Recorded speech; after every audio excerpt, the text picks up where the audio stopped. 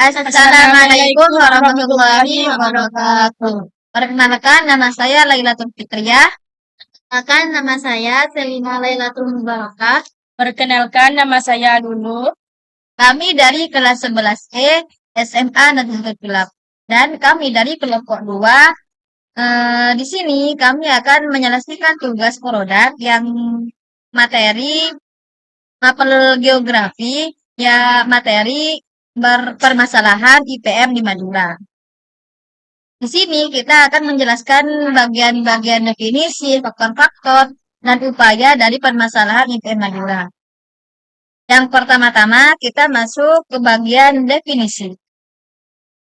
Definisi yang akan dijelaskan oleh Lulu.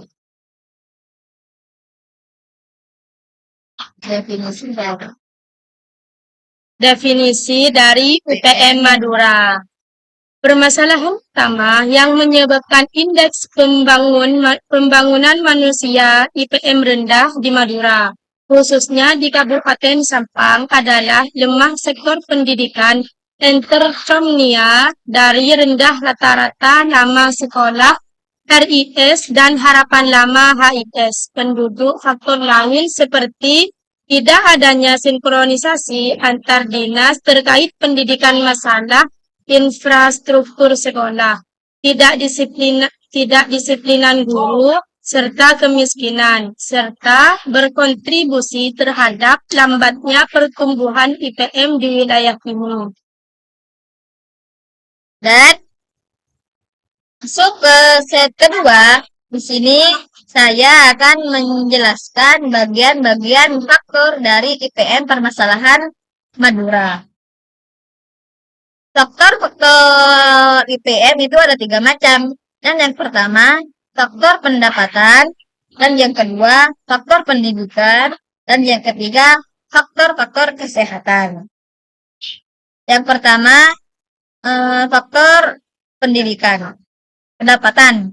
Di sini faktor pendapatannya yaitu produktivitas kerja. Produktivitas kerja adalah komponen kunci dalam IPM yang menunjukkan kemampuan akses penduduk terhadap hasil pembangunan termasuk standar hidup. Rendahnya IPM dan faktor pendukungnya SPF pendidikan dan kesehatan dan menyebabkan rendahnya produktivitas kerja.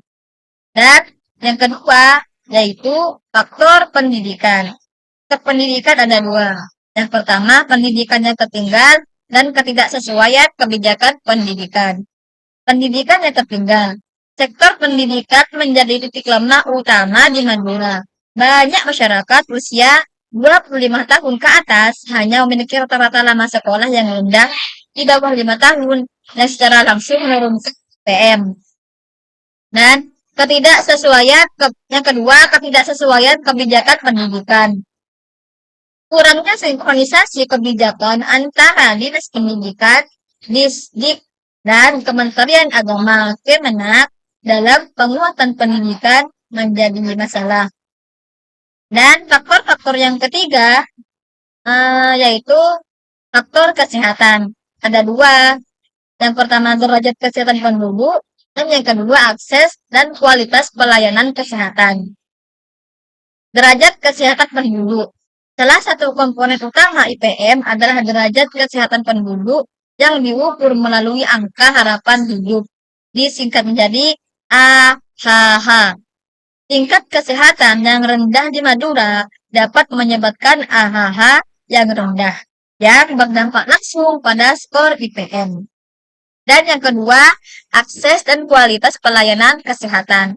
Akses dan kualitas pelayanan kesehatan, permasalahan kesehatan di Madura terkait dengan akses dan kualitas pelayanan kesehatan yang mungkin memadai. Hal ini dapat menyebabkan sebagai penduduk memiliki keluhan kesehatan yang lebih tinggi, yang juga memengaruhi kepada IPM. Dan masuk ke set ketiga, yaitu bagian dampak-dampak yang akan dijelaskan oleh Selina.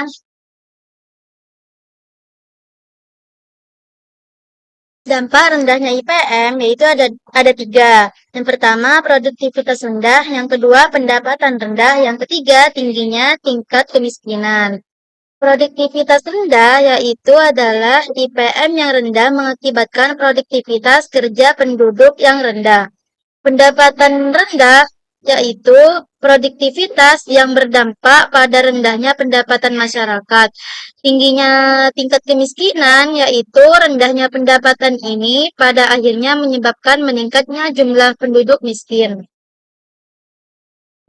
Dan bagian yang nomor 4, bagian upaya. Upaya pembaikan itu ada 4.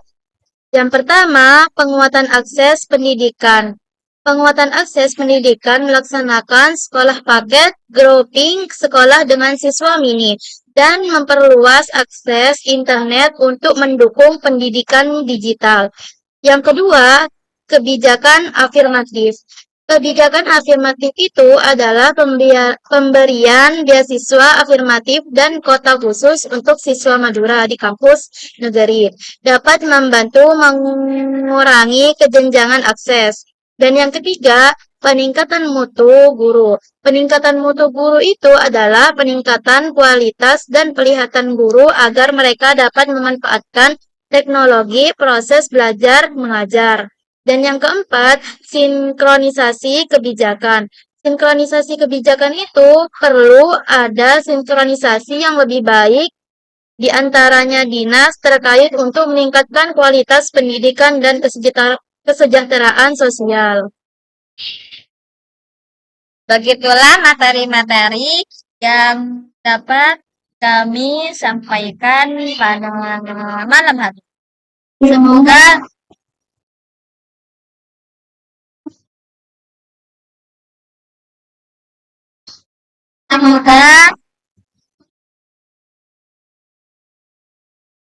Semoga teman-teman bisa memahami materi-materi yang saya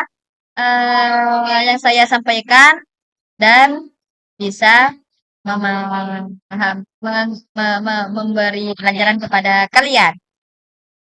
Beginilah materi-materi kami. Sekian dari kelompok 2 kelas 11 dan 1 SMA dan 1 Tulap. Mohon maaf apabila ada kesalahan. Wassalamualaikum warahmatullahi wabarakatuh.